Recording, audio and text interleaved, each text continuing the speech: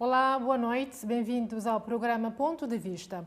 Hoje vamos discutir a temática dos direitos e deveres dos cidadãos, um assunto de extrema importância, pois conhecer e compreender nossos direitos e deveres é fundamental para o pleno exercício da cidadania. Para abordar essa questão, temos o privilégio de receber o advogado especializado em Direito Civil para trazer suas perspectivas jurídicas, o Sr. Anderson Barbosa. É licenciado e mestre em Direito e coordenador do curso de Direito numa das universidades em Cabo Verde. Quem aproveito para cumprimentar e agradecer a sua presença aqui no programa. Boa noite. Muito obrigado pelo convite. Boa noite também aos telespectadores ali em casa, os que estão aqui no país e os que também estão na diáspora. Para mim é um prazer vir cá compartilhar aquilo que eu penso saber sobre esta matéria. Também temos como convidado o presidente da Rede Cabo-Verdiana dos Defensores dos Direitos Humanos, que traz sua experiência em defesa dos direitos fundamentais.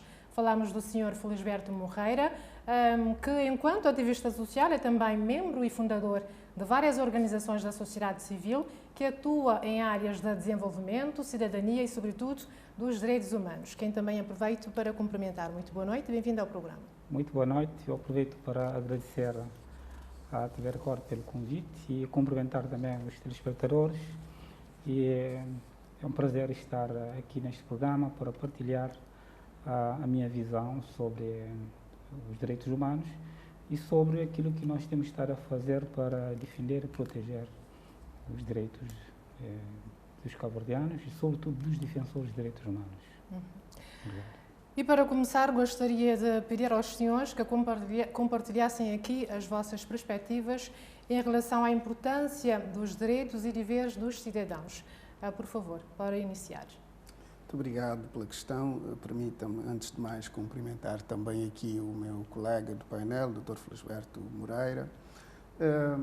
É, de facto, de extrema importância que as pessoas percebam quais são os seus direitos e os seus deveres enquanto cidadão. É que não se consegue pautar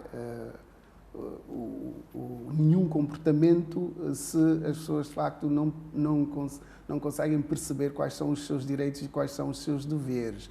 Porque todo o comportamento, de facto, terá que ter em vista um direito e um dever. No fundo, são os direitos e os deveres que nos indicam o que é correto e o que é não correto.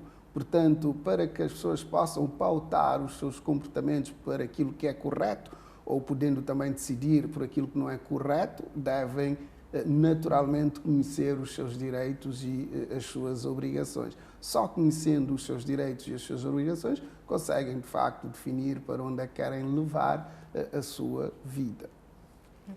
Suas perspectivas, por favor. Muito obrigado. Eu queria também cumprimentar o meu colega Anderson e para dizer que, só para complementar, dizendo que para mim é fundamental que os cidadãos conheçam os seus direitos e os seus deveres, porque a nossa sociedade, portanto, o comportamento em si dos cidadãos, o nosso relacionamento com os nossos próximos, nossos colegas, com no seio da nossa família, depende muito do conhecimento que nós temos dos nossos deveres, dos nossos direitos. Nós não podemos exigir os nossos direitos sem conhecer os nossos deveres. Portanto, há necessidade de um conhecimento, há necessidade de um esforço, sobretudo a nível pessoal, para que cada um possa conhecer bem os seus direitos, os seus deveres, para podermos melhorar a nossa relação e participar também mais ativamente na tomada de decisões que nos dizem respeito. Senhor advogado, tendo em conta a legislação atual cabo-verdiana, quais têm sido os principais direitos dos cidadãos que têm sido ignorados? Veja, falando para já dos principais direitos dos cidadãos, todos os direitos são fundamentais desse ponto de vista, depende de facto do cidadão interessado, não é? Um agente cultural certamente tem mais interesse nos direitos de natureza cultural, não é? Os direitos da terceira geração. Vários direitos têm sido violados, não é? Alguns nós conseguimos perceber, mas muitas vezes as violações acontecem em situações que de facto não se consegue perceber. Não sei se é possível de facto apontar quais são os principais direitos que vão sendo violados. Do meu ponto de vista, quase todos os direitos, não é, ou as categorias de direitos têm sido violados todos os dias aqui no nosso país. É muito difícil, de facto, apontar quais são os principais direitos que vão sendo violados, não é? Porque na vida nós vamos tendo vários tipos de relacionamentos onde nós adquirimos vários direitos, não é? E, portanto... E de que forma a violação desses direitos pode impactar a vida das pessoas, dos cidadãos? Impacta certamente de uma forma negativa, porque de facto são os direitos, não é? Os direitos fundamentais que permitem as pessoas se realizarem enquanto pessoa, não é? Porque no fundo o importante é que todo cidadão possa realizar-se a si mesmo enquanto pessoa que é. Enquanto pessoa, ele é titular de um conjunto enorme de direitos, não é? Certamente também titular de obrigações, não é? Mas ele é titular de um conjunto de direitos. Direitos, por exemplo, ligados à sua personalidade, direitos de natureza real, não é? Por exemplo, direito de propriedade, direitos de personalidade, direitos que têm a ver com a imagem, com o nome. Portanto, aí, dependendo da relação em que a pessoa está, não é? Pode ver, de facto, o seu direito violado. Existem direitos, por exemplo, a prestações, os direitos de natureza social, que estão consagrados na Constituição, que o cidadão deve exigir do próprio Estado, não é? E aí também, vamos pensar, por exemplo, no direito à saúde, no direito às prestações sociais, não é?